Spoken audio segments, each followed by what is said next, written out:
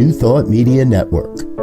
We are a global broadcast network of positive music, media, and entertainment, inspiring humanity's evolution along the journey of enlightenment and creating a world of love, peace, empowerment, and prosperity for all. New Thought Media Network. Positively inspiring.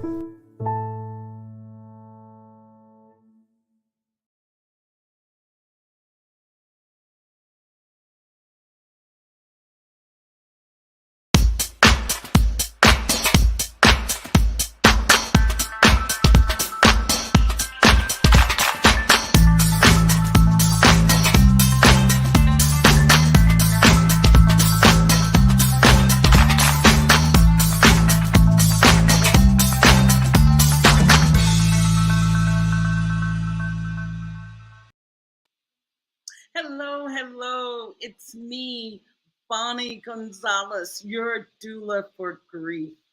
How are you today? I hope you had a spectacular Easter, Passover, if you're in the middle of Ramadan, whatever you're celebrating, I just hope the best for you, and just thank you for joining me. And you all know why I'm here, and if you don't, you're about to find out. I am your doula for grief. I am a registered nurse, a life coach, and a science of mind, religious, spiritual practitioner, all rolled into one. And here to continue our conversations about grief. And just want to say that grief needs to be heard. Grief needs to be validated. That's how the healing begins. And as I've said before, grief is just caused by loss. So many losses that we experience in our lives. So that's what we're doing here today. And I want you to feel free to drop a comment, ask a question. I've been getting some really wonderful questions after the show. So if the question is there now, just pop it into the comments and I'll definitely address it or answer it. And so today I have a really special guest who also has a program on New Thought Media Network, and it is Caring for Caregivers, and their program airs at 8 p.m. Eastern Time. So my guest today is Donna Anderson. And I don't know if Norma's here with us, but I see the name. But, oh, she is here. Oh, my gosh, I'm a happy chica right now. So let me get through a little bit of introduction for our topic today. As I've said, they both host Caring for the Caregivers, which is just, oh, my goodness, it's a theme that is so close to my heart, having been a nurse for so many years. And I don't know where Donna and Norma were back in my days of doing critical care nursing, because I sure could have used your advice. But now that I'm not there doing that, I just want to partner with you to help continue to care for caregivers, and not just in acute care setting, but in the home, at chronic conditions. And that is really, those caregivers are truly isolated. I know, I've done home health, and they are isolated. In the hospital, we have a companionship. We have our peers that we can run to say, oh, what do you think about this? But when you're a caregiver in the home setting, you are it. So I just want to say I'm just so excited to see both of you that it kind of caught me a little bit off guard. So what I was thinking of today, because when we're talking about caring for the caregivers and what caregivers face, not only the care of their patients, but I as a nurse found that there was something called anticipatory grief that was also a part of what I call the caring package, because lots of times people that I cared for had end-stage illnesses or terminal illnesses or end stage. And there would come a day that, yes, they would definitely transition. And leaving that caregiver with the grief of after the death, but not only that, even before the death. So anticipatory grief will be something that we can touch on today, but I really, really want Donna and Norma to share their story as to how they came up with such, oh my gosh, such a valuable service. And Donna, I will take a minute. I'm going to do this. I'm going to take a minute. I will introduce you, and then I'll give you the honor of introducing Norma. And I want to say you both look so beautiful, so tropical. Well, yeah, we're in our tropical lives today. Thank you for looking pretty, but you look pretty anyway. So, Donna is a Reiki master, a sound healing practitioner, a registered frontline nurse, not just registered nurse, but frontline nurse, esthetician, an Interfaith Alliance of Divine Love minister. Donna's also a life coach, and Donna and Norma are owners of Your Phoenix is Rising, Inc. And Donna calls herself a possibilitarian. Did I say that correctly? A possibilitarian. I better not say it 3 times fast. Encouraging people to rise from the ashes of their past and into a new experience to live their best life. And they both reside in Ocala, Florida.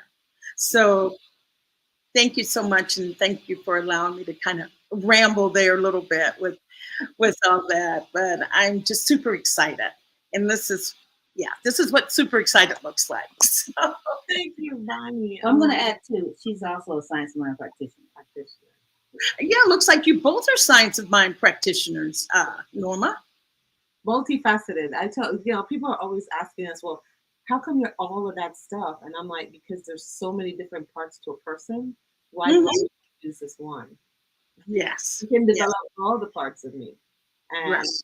That's essentially it. And then I came into this experience to meet this amazing person, Norma Anderson. And together we're Andervis. So my last name is Davis and her last name is Anderson, which is the last names given to us from our ex-husbands, and our children have those last names. So we put them together, and that's how we came with Andervis. I saw that. Yes, people see it on the website as well. But Norma is also a Reiki master and a massage therapist. Oh, wow. She's also a practitioner, and we've been on this journey together, what we are observing in healthcare and what we have experienced ourselves as caregivers for our mother who was aging home and lived with us, as well as caring for teenagers, other people's children who came to us and needed our help.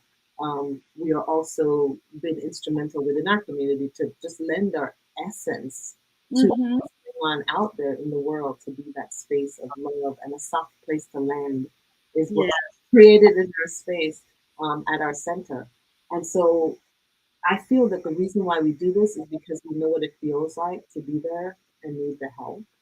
And we know what it feels like to feel alone and to want to give of yourself, but then you give and give and give so much that and what the dangers can happen if we are not caring for those who care for those who are vulnerable.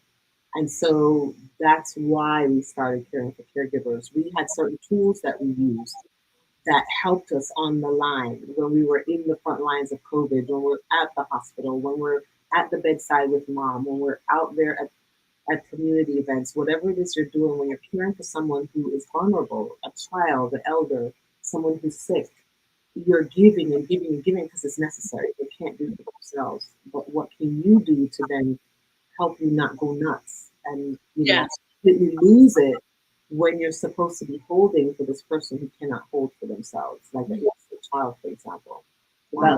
Punishment. So that you don't take it out on those that are vulnerable. And so that you can show up and give the gift that you have. I love seeing people, and I want to be able to show up and give that gift.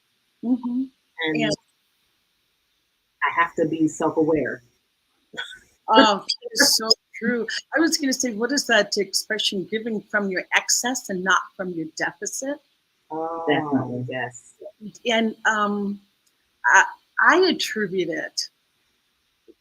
I attribute that syndrome, as I call it, of the giver, that just being socialized as females, especially in my experience, it was to, oh, Bonnie, if you're thinking about yourself, you're being selfish. You're not thinking about other people.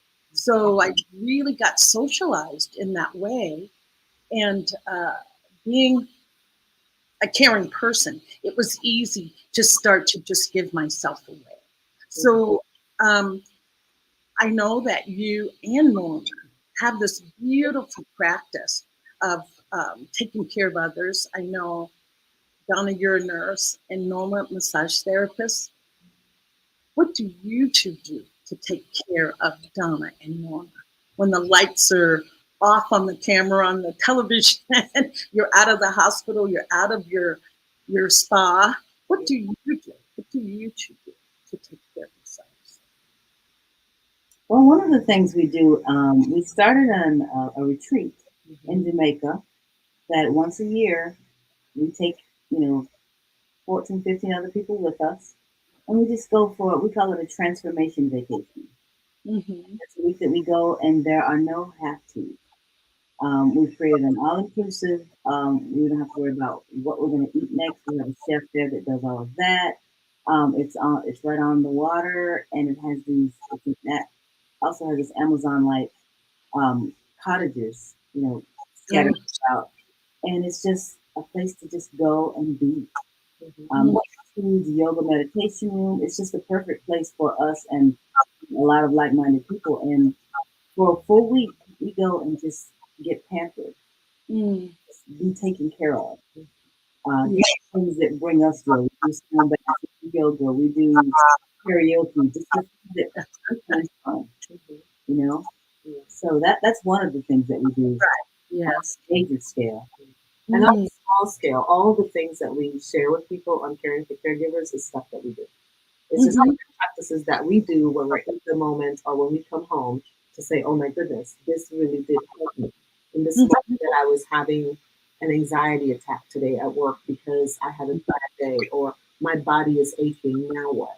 We do these very practices that we're telling people about. Because we want to know if it helps. And we're truthfully saying, did this really help while I was in that moment? And that's the answer. And then we invite others to share their stuff that helped. The truth is, we're all in this journey together. All of us are in the spiritual practices. All of us are rising together. It's not just that I'm above here and I know everything. I'm also practicing the very thing that I'm telling you. So I won't tell somebody replenish your cup by doing this if I'm not doing it. Right. And every single tool we give people are tools that we have learned or had shared with us, and now we're sharing with others. That's really important. And because we are individuals, there's some things that work for her that may not work for me. So there's just a bucket of tools which you dig around in it and figure out what works for you. What's going to actually be the thing that replenishes you, fills your soul, makes you become alive again. Right. One-stop shop. One thing for everybody. And I love that you're saying that we are in this together and we are growing together and learning from each other together. That we learned, as you said, learning and listening to other people. And I know, Norma and Donna, I was just really tickled one day you had to show on things to do and like calling a friend. And Donna was saying, oh yeah, we just go chip chat back and forth and, cut each other off. And because you're so in the flow of the conversation. And Norma said, no, I don't have time for that. I just hang up, I'm done. And I thought to myself, that is so true. What works for one doesn't work for another. When you say, if just for instance, say calling a friend, maybe I don't need a chatty Cathy right now. Maybe I just need that, calm, still person on the other end. So I do just in awe of that you are just so in tune with the fact that what you're recommending is not for everybody. That expression, everything ain't for everybody. And there's so many different combinations that are available to people. So, what will work because of one's background won't work for another. For some people, singing is a trigger. Because singing is a joy. And so if I recommend to them, you should sing, blah, blah, blah, because it'll make you feel better. And it's going to bring a trigger for them and then send them down the rabbit hole even further. They have to try it in their life and ask themselves, does this work? And if the answer is, it doesn't work for me, and not get so caught up in the, oh my gosh, there's something wrong with me because it didn't work for me. It's, oh my gosh, it means that tool is not my tool. That's all.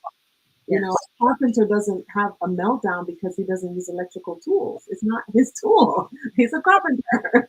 Right. As you said, I tell someone to meditate, have a sitting practice of meditating. It's like, I can't do that. It's like, okay, then how about a walking meditation? Just walking, moving. Some people really do need to move. That silence is just, I'm going to implode with the silence. But, doing other or offering other techniques. And I wanted to ask you, how did you, or whose idea was it to do the program on caring for caregivers? Who wants to take credit for that and why? I think it was me. I think it was a combo between her and Robert Brzezinski. Oh, getting Reverend Robert all wrapped up in this, huh? Yes.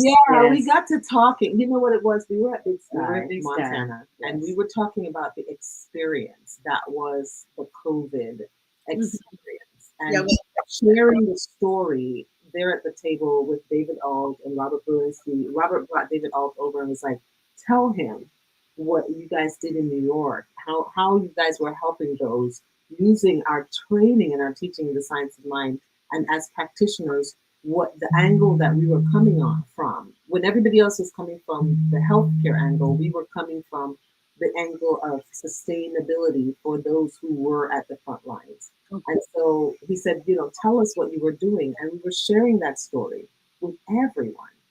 And that's when Robert was like, I would love for there to be some way to communicate that to others who may be also going through this. How can we do that? And then that's when we decided, hey, maybe we should do a show.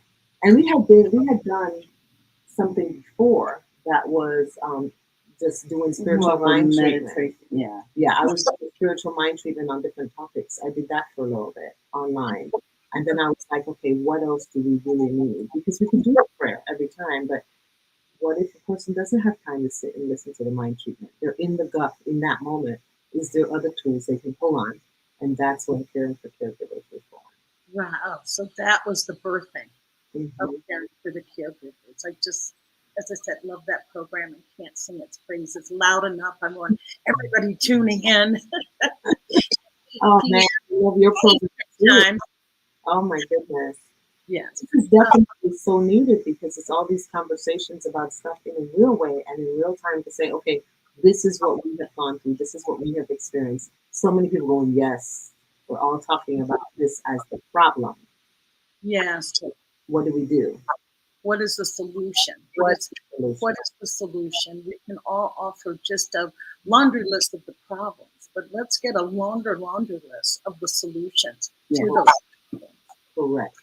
Because healthcare is having an issue right now, and nurses, as you know, shortages and all this sort of stuff. So why do people get burnt out? What is happening with caregivers? And that's when we decided to start targeting it.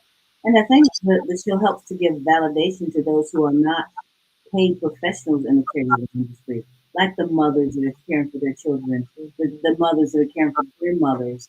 Just everyone outside of the actual paying industry of caregiving, realizing that yes, you too are a caregiver, and you too are sometimes suffering some of these same stressors.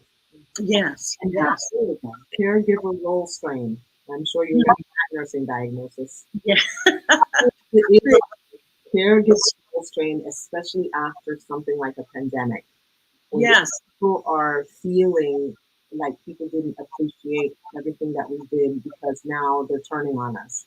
Now there's all this stuff happening within our healthcare field and also within families who are trapped at home with dementia parents or children with ADHD or whatever they had to show up with and give of themselves at a time when they were locked in with it. Now what? And we still show up. It's not like these people are doing any work. Children are being born, old people are getting older. It's not going to change. How can we then combat this thing in a different way while still using the modality and the system that is the healthcare?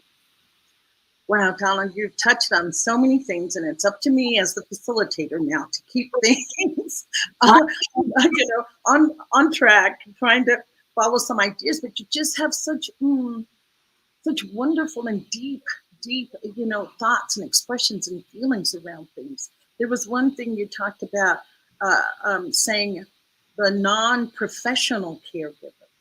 The non-professional caregiver, you're right, gets lost or doesn't always get the respect that they have earned. There were times, because I was a single parent with 4 kids and working, sometimes I felt like a double caregiver coming home to take care of my family. Right. And, we don't get a check beside that for that. That's just a given. So I love that you have embraced put all of us under the umbrella of caregivers, the non-professional, the semi-professional, and the professional. So thank you for recognizing that. I'm trying to think, I want to just acknowledge a couple people that have come on. Deb Loves, I saw that she had some comments there. I just want to give her some love. I know that she loves both of you, and I think she loves me too. Yes. She's got the right name. So we got our buddy Wayne out there, and Deb is talking about, I think I saw a comment, but dancing is a meditation, because if she sits down, it's a bit rough for her to be silent. Dancing is a meditation for me, because the sit down is a bit rough. Yeah. And yes, there's something about music that can just alter your consciousness in just a second of hearing a few beats of a song. So thank you. So now I just want to back up to Donna, and I know that Norma was with you during this whole period of the pandemic. Do you want to share your thoughts around that now that you have some distance, or just sharing what transpired for you during the pandemic? And then we can talk about seeing it from a distance, if there really is a distance from it. I'm not sure. So if you don't mind. So with the pandemic, and just going back to that anticipatory grief that you were talking about, in walking into that, I had never experienced death at that level. Where so many patients were leaving the planet so quickly that we just couldn't get in front of it. No matter what we tried everything. It just wouldn't stick. We were losing these patients. As a med-surg nurse, usually, because I don't work ICU, I don't usually have people that are passing that quickly. Oh, I see. Very rare. When I think at that point in my 8 years of being a nurse, I've had one patient expire on me. So I did not have the experience of patients leaving, like having to close them and, oh my God, time of death. Oh my God, time of death. So it was that feeling of trying to get in front of this thing, like the grief was coming in such a big wave. Yeah. Hitting us, not just us, like, oh, I lost another one. That feeling of run over here, like it was a whole team of people that each person were trying to bring back. It's this feeling of, I anticipate that they're going to pass away, but I can do nothing about it. And the feeling of grasping at straws the whole time. And to do that every single patient, that you almost don't have time to grieve losing the patient. So you take on the grief and you take on the grief. And then, of course, you have an entire world that's screaming at you, we want to see our family, we want to see our family, and you're standing between me and my family. So now I'm speaking to the anticipatory grief of the family, who's now, because you're the one getting the message back and forth. And then you have the hospital administration going, what's happening, and this is the rules, and this is how you charge, and da da da da da, and go. And after a while, you feel like a machine. Your self shuts down, and you just task. And it's almost like your humanity shuts down. And then you get home and you're like, wait a minute, I'm now in PTSD because I didn't feel it today. I just kind of shoved it. All the while being afraid for your own family and your own, oh my gosh, what if I never, because I was a traveler in New York. What if I catch this thing and I end up in one of these New York hospitals that I'm working in and never be alive? It's a very real fear for us. I'll never see my family again. And that's where Norma came in. And she was massaging and talking to the nurses and getting it out of their bodies, and while taking care of the physical pain that comes with being on your feet and wanting to feel that. Well, I think what Donna didn't realize at the time was that, yes, she was there nursing the patients and whatever it is that she could do for them, but she was also nursing the nurses. And the practitioner classes and what have you. She was there giving them encouragement, giving them hope, giving them, keeping the momentum going and help keeping their spirits as high as they could be to get through their day, to get through to the next day. So, and I would find this out because almost all of them would come to me for massage because New York was there was nothing there for them to go and do or release at any time. So when they were there with me, they would talk. Some of the things that they were holding inside, and a lot of it was appreciation for Donna and how they wouldn't be able to get through these shifts without Donna being there. And she realized the impact that she was having on these people. She was being her normal self. She's always encouraging. She's always trying to help people, with their best expression of themselves. And it, I think, was what kept a lot of people there longer than they had signed up for, because it was there after their lifeline to hope. Right. I was go ahead. Missing because they would reach out and say, Miss Donna, I'm having an issue with blah blah blah. But just having a lifeline that was there that they could reach out to. A lot of times in nursing, you have administrators that you should be able to reach out to, but they're in their own story and running around doing their thing. And that was what was so effective. And what I love that crucial staffing did was put team leads in place. So that they had a lifeline to go back to, somebody who would advocate for them. And in those moments, we could say, oh, I'm really having a difficult time with this patient that I feel is not getting the care they need, or I feel something else could be done. What can I do? Because the feeling of control was so gone that you just felt like you were in front of this big wave that was death, and there was nothing you can do about it. So you just not in thought. Right. I just wanted to ask Donna, Norma, that you were saying you were doing massaging and physical soothing types of therapy.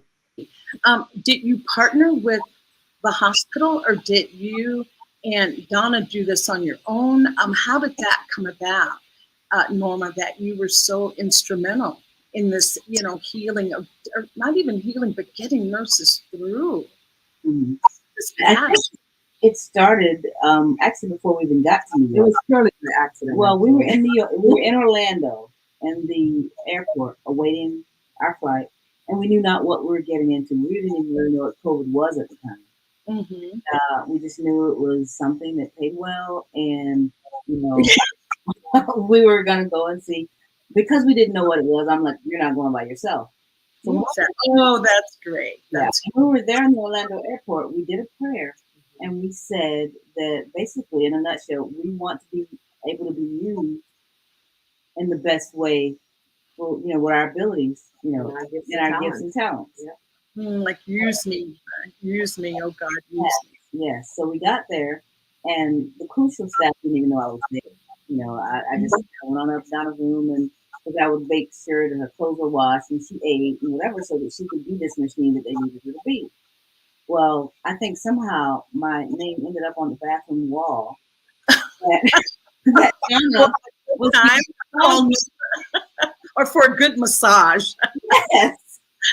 Well, okay. So I shared my tools with the other nurses. I said, listen, they were like, oh my God, Miss Donna, my back, my legs, my da da da da. You know, because you're going through this physical thing. You're on your feet for these 12 hours. I'm talking about running. And so a lot of the nurses wanted to stay because the money was going to help them in their own lives with their own families. That was the first thing. The second thing was we were here to flatten the curve. That was like a big thing, flatten the curve, flatten the curve. So when I told them, listen, I suffer from back pain too, and my wife came along with me. When we first got there, it was not against the rule. Like nobody said, don't bring a partner with you. It wasn't part of the thing. So she came along. And because I stayed, she stayed. And nobody ever said your partner has to leave. So she stayed. And she was, I think she told one person she was getting massages. and then that one person told somebody else, oh my God, my back was killing me yesterday. And when people are in pain and they have something that helps, don't tell nobody, but maybe she can help you. We know that you have this injury from blah, blah, blah. Maybe we can help. Or we know your feet are hurting from blah, blah, blah. You don't want to go home. Let me help. And so we started helping each other within that matrix that was happening there. And of course, Crucial had their own stuff that they put in place too. They didn't have a massage therapist, but they had like counselors and things like that. So we just kind of helped each other, essentially, helping each other and, talking with each other and connecting and getting through this together. And as a community, as a nursing community, we did that. If we knew of something that was going to help somebody, we plugged into it. And that was how she ended up being. I mean, it was night shift and day shift. Yeah, so day shift would tell night shift. I'm like, you guys. Wow. You're supposed to be here. But nobody said anything, so we just kind of left it in. But there's no coincidences, because I know, because I've been a traveler and worked with travelers, and normally there is no one that can come with you, normally. And so Norma, you have the right name, Norma. Yeah, because it wasn't, and it was the first time of any of us were dealing with this pandemic thing that nobody came out and said, hey, by the way, if you're coming, you can't bring your partner. So there were other partners there, and some were asked to leave because of, how they were, they were not. They were doing the butting heads and so, because they're under stressful times. Those are stressful conditions, and your normal relationship flow is totally disrupted. So yes, I can see that tension and friction and working long shift. And I want to just address this too. Nurses working in the hospital during this pandemic, taking care of everybody, but not being allowed to deal with their own fears. Did you find that? Did you find that there were a lot of nurses in fear of their own? Some left because of it. The original contract.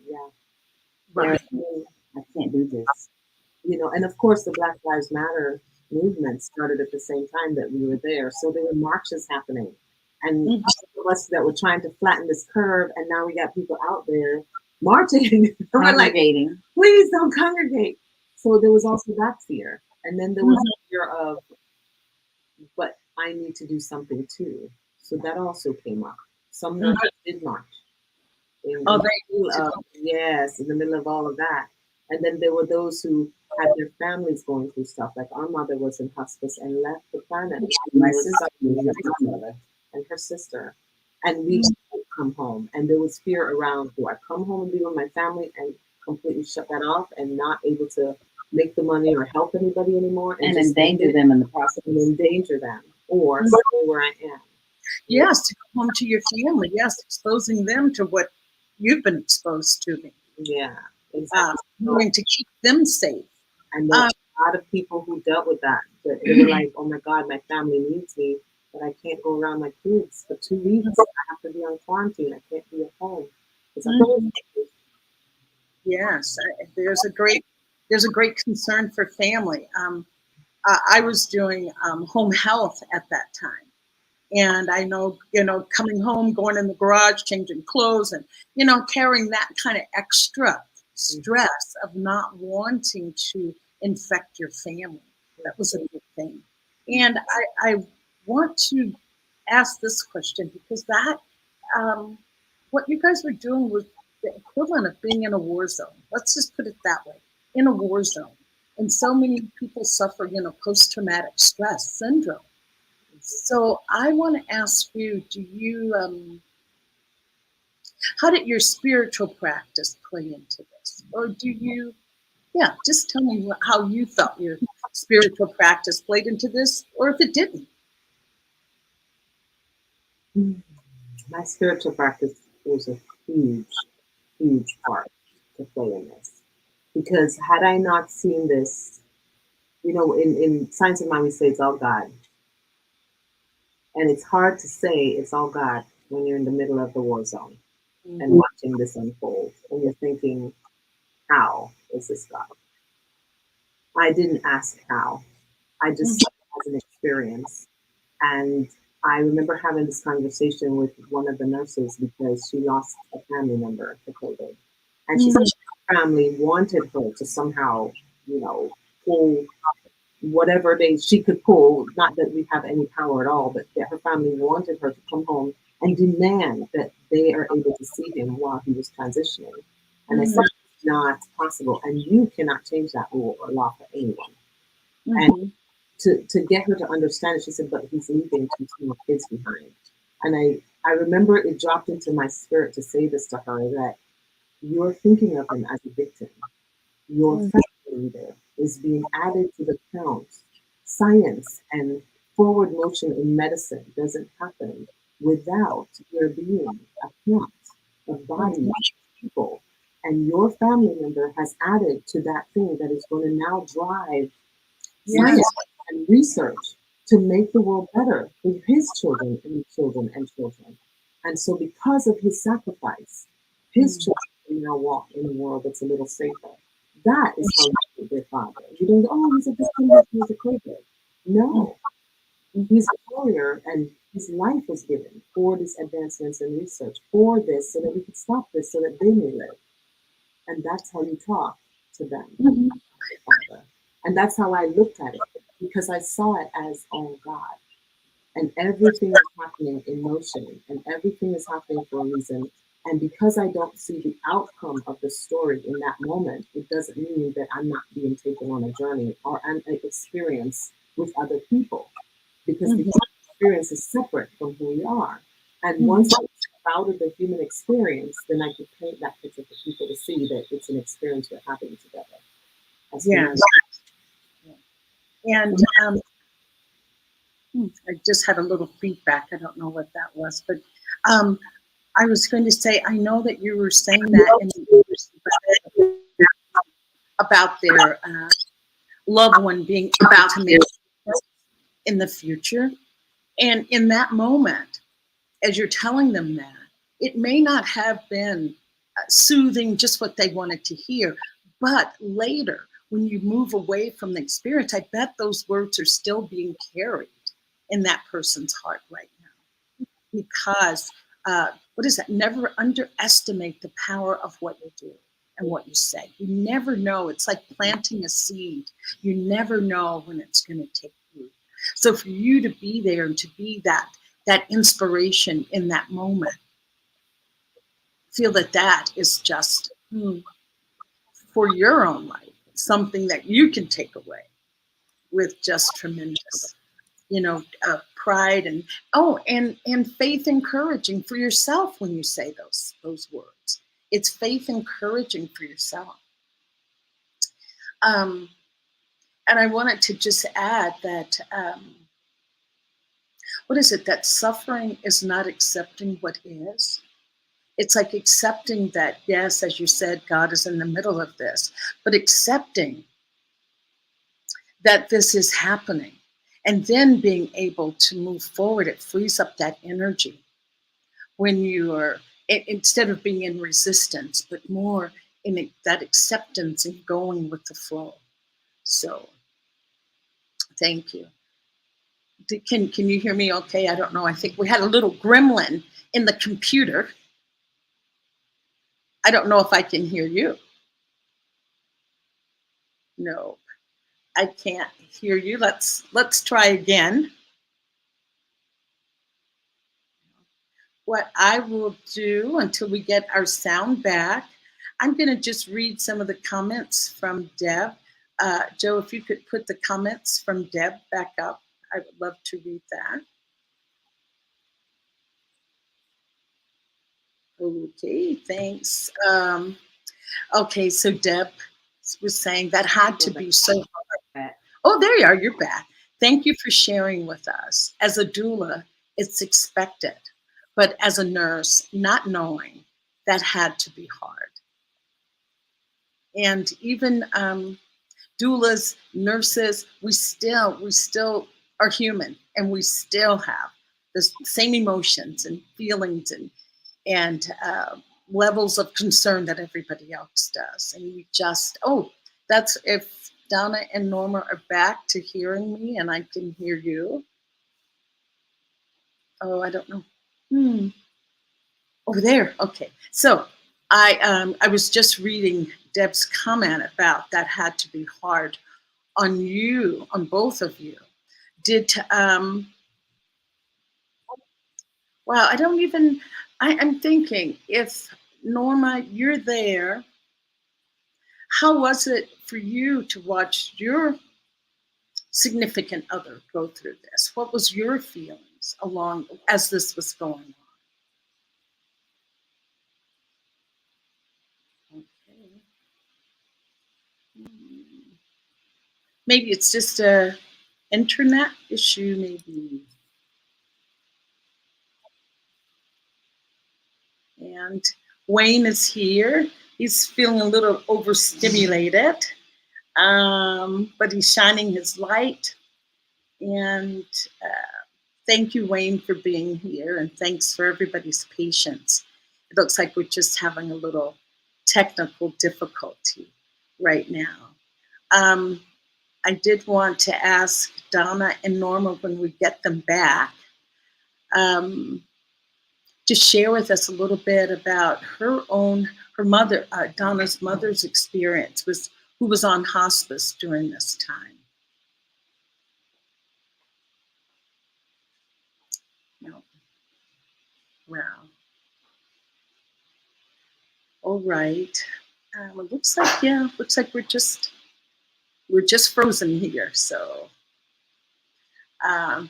Joe, maybe we'll just have a commercial break for now, and then we'll come back with Donna and Norma, the facilitators and host of Caring for the Caregivers.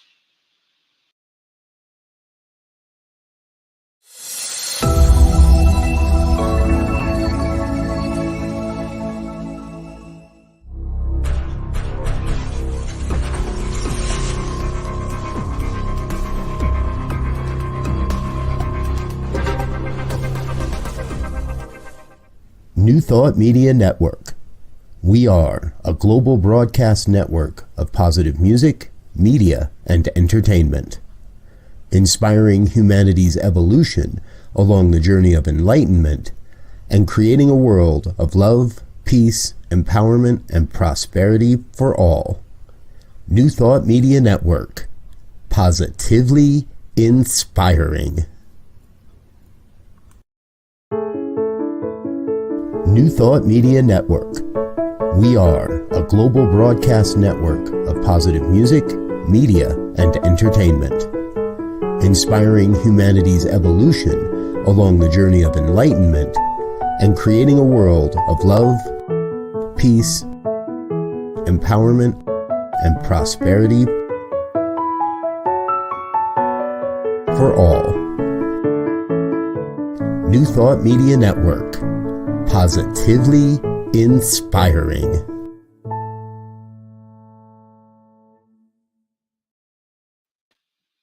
All righty. Hello. Welcome back. Hi. I think we're Welcome back, Donna and Norma. Thank you so much. We are on with Donna and Norma, who have a program here on New Thought Media Network at 8 p.m. Eastern Time. The title of their show is Caring for the Caregivers, and they're just doing tremendous good work in the world, not just here on New Thought, but even in their own personal lives, just doing tremendous, wonderful work. And I just want you to know, I want you both to know that I really do appreciate what you're doing, and you're inspiring me to be a better taker care of a caregiver. So I was asking before we went to break, I was asking Norma how she was able to hold what was going on, watching Donna go through such a tremendous, hellacious time, really, with work. How were you able to move through that? Well, I was monitoring her pretty closely daily, not just her health, but her mental acuity, because a lot of times people will show you things without actually showing you things. But we had a very rigorous practice of when she got home from the bus that would take her to the hospital, she practically undressed in the hallway, put all her clothes into a garbage bag, and we get them to the cleaners and get them all taken care of that way. Every morning when she left, I made up these little Ziploc bags of essential oils that had Ease for the healing. We had Stress Away. We had RC for the respiratory care, and I'd make those up and send several with her for not just herself, but for the other nurses too that wanted them. Because a lot of times when they're going through their stuff, Yes. in the moment, open up that little bag, take a whiff, and it would have a calming effect on a lot of them. So, it was just little practices that we put into place that kind of helped them get through the day, and then specific things we did to keep the cleanliness up. So we didn't bring anything into our personal space. To comment on something you said earlier about, saying things that you might not even be aware of that's helping people. Donna, when we said we wanted to be used, use me. That's what we said in that airport. When I was massaging some of these people, they would tell me about Donna on the bus in the mornings on the way to the hospitals, giving them words of inspiration, having them all go through and do a gratitude to keep their minds in a positive aspect, not dwelling on all of the death and things that are going around. And that really helped a lot of them. Donna didn't even realize she was, again, just being her normally inspirational self, and it really helped people get through their shift. It actually happened to where somebody said, well, we just want to be in silence today. We don't want to do any gratitude or anything. And it was like, okay, I guess we want, to do it. It was like pulling teeth. You say anybody grateful for anything, it would be like crickets. And I was like, okay. But yeah, this is what I'm grateful for. And a couple of people occasionally would join in. But for the most part, we had a bus full of people and nobody would want to engage. And so I had like maybe 3 days of not doing it. And then I got a message from someone that said, do you not love us anymore? Oh, it's my information.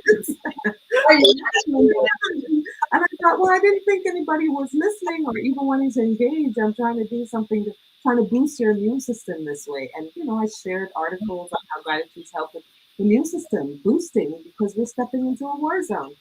Right. And like, and they're like, Miss Donna, without those, we don't continue. Our day it starts out crazy. And I was like, okay, I guess I could go back to doing a little bit of something, And when I started breaking it up, instead of doing it every single time, we started doing it differently because we had maybe one instance where the team lead, the person above me came on our bus because some behaviors that were made, awareness was made, and she rode with us, and the silence and everybody could cut the tension. And it was like, oh my God, it's so different to come from that space going into work as opposed to coming from the other space. And we just started realizing what an asset it was. They could see the difference. They had to be allowed to experience the other part to be able to appreciate. But wow, someone's offering me another perspective. And I must say, Donna, it just feels like that you're just that natural, inborn cheerleader. That's just part of who you are. And just accepting that, because that was a gift just in the middle of this, I'll just say war zone again, because that's the only thing that I can think it must have been through. It felt like a war zone. And that's too, that's how we balance people, because she's very much the cheerleader to keep you engaged, and I'm the grounder. Yes, and she needed that so that she didn't completely give herself away, because that can happen. That can happen when it comes so naturally, and when it comes from a natural place that you're probably not even thinking about, writing a script. What am I going to say tomorrow? It probably comes in the moment. So it's just that both of your balance, a good balance for each other. Debs was giving me some cues over here. She said something about a plane ticket story that you must share. So, another one of the miracles that happened was when I had to use the teaching big time. That whole God is everywhere thing. I had to use that teaching because Mom was on hospice at the time and really was going through it. And I got a phone call from the nurse that said, "Hey, she asked for you." And that was for you to say, "I might have to go home early from this assignment." So we went and purchased some plane tickets. We were going to come home, spend a little bit of time, figure out what was going on with Mom. And just as we went to check into the plane, to check in to board the night before, I couldn't check in. And I was like, "What is going on?" So we called the airline. The airline said, "Oh my God, it was canceled for some odd reason. I don't know what happened." So then she went back in and put it back in. Our card was accepted and everything. And we went to check in. And again, I checked in, but then Norma couldn't check in. And I was like, "What's happening?" And then it came back that it was canceled again. Both tickets were canceled. And we're like, "We didn't cancel." They're like, "Someone canceled these tickets. I'm so sorry, ma'am. I don't know what to tell you." And I was devastated because here's my mom. And we called Reverend Cindy, phone a friend. Our mentor, "Oh my God, I can't get home. My mom is dying. She's in the veil. And she asked for me, and my physical presence is needed. As her caregiver, that's what I want to do, right?" Well, that's going to happen when you have to stand on the outside of the window and wave, or be on virtual because you can't go in. It's COVID. So I said, "What am I going to do? What am I going to do?" I was in such pain until it happened to me that she was asking me to meet her in the veil. I said, "Oh, wait a minute." That God's everywhere. And then there's no time or space. And if I was going to look at this as a metaphysician, I don't physically need to be there to talk to my mother. So I lay on the bed. I held the pillow right there like I was holding her. I imagined her in her hospital bed, and I spoke to her. Yeah. Time and space, and plus I do Reiki. I'm like, I could have done a Reiki.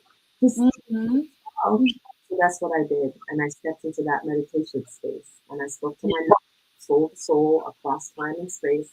And then I got ready for work, got dressed, got on the bus, and got told that she passed. And she was calling me to meet her in the veil to say goodbye.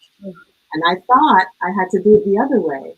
So she was like, the spirit kept saying, "No, you're not getting the message. This is an opportunity to step into a greater expression and a greater understanding of spirit expressed as everywhere. Step into principle." And I wasn't getting it. I was stepping into my humanity that was grieving for my mom. And because I got called to that experience, I was able to have one of those beautiful things. It changed my life. The divine said that you already have the ticket. You didn't need that physical ticket. You already have it. And that's a reminder that we have it in every situation, everything that we encounter, seeing that way, we have the ticket. But looking back, you can see it. But when you're in it, and the grief is upon you, and you're feeling the heaviness that is, the pain of carrying, you're thinking that this is how I need to do it because that was the old way. But now I was being called to a new way and to use principle in our teaching. And it gave me a sense of closure with my mother. And now the relationship I have, before I had to be the mom because she had dementia, I had to care for her. My mother is in the Great Mother, and she gets to be my mom in every tree and every sunset. I feel her energy, and I can recognize it because I have this awareness of spirit everywhere. I love the teaching so much. Yeah. And it sounds like, I know, as you were saying, in the moment, it feels overwhelming. But now look at the richness and how many people you've been able to share this with. Yes. Because of the way it happened. If you'd gone on the plane, got home and been with mom and just loving her up there, but you got to love her up in a bigger, fuller, a wholeness way. And to share that with us. And she taught me that. And she called me to that experience so that I could learn that and to get a full feeling of the essence that is God. I got a chance to feel it and to allow myself to be aware of it. I'm always in it, but was I aware? And in that moment, she gave me that gift of the awareness of the divine presence that is everywhere because she was in the veil. Mm-hmm. And when she taught me that lesson, she said, now you have it. And she was able to say. And what's your mother's name, Donna? I always like to use the name. What's your mother's name? It's Madge Lori Carter. And yes. Madge Lori Carter is what she started as and ended as Madge Lori Carter. Well, I just thank Madge for giving us this gift through you, for giving you the gift that you're now sharing with us. And we're almost at time, and I just want, oh gosh, I can't believe this. Are you sure you can't stay another hour? I don't think there's any program after this one. No. What I was just going to ask is just one tip from you, Donna, and one tip for Norma. One tip for caregivers. One thing that you would say is a takeaway from this program today as a caregiver.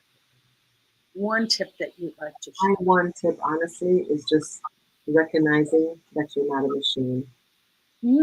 You're a human being with human needs, and you have to recognize that you cannot do all of it.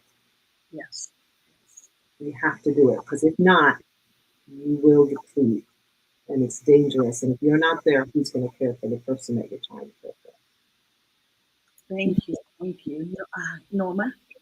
For me, I'd say, yes, sure up your arsenal, your tool bag, with any tool that you think might help you when you're in said stressful situations.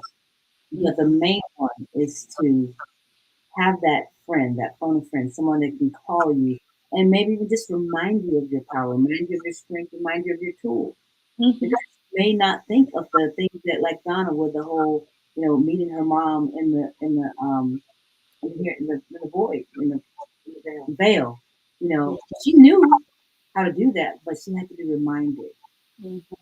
So have that friend that's close and can bring you back to principle.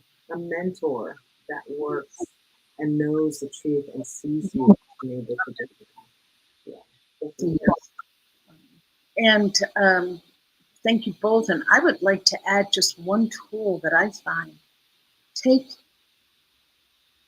10 minutes in the morning for yourself. 10 minutes that it is your time. If you want to read a little something, if you want to hear some music, take a little, just 10 minutes. If that's all you can, that's the time you have to spare, but take that and use it as your time. That feel that you're nourishing you in those 10 minutes. And I'm telling you that will go a long way, especially when you're a caregiver and have your own family that needs it. So I just appreciate both of you. I honor you. I would like to be you when I grow up, but I refuse to grow up. So I'm just going to still be Bonnie, your doula for grief, who's available here for private grief coaching, grief coaching. And I just want everybody to promise me today that you will be tuned in at 8 p.m. tonight, Eastern Standard Time, for these two beautiful spirits to share their love and their guidance with us. And so just thank you both. Thank you for being here. So, until next time. Ciao.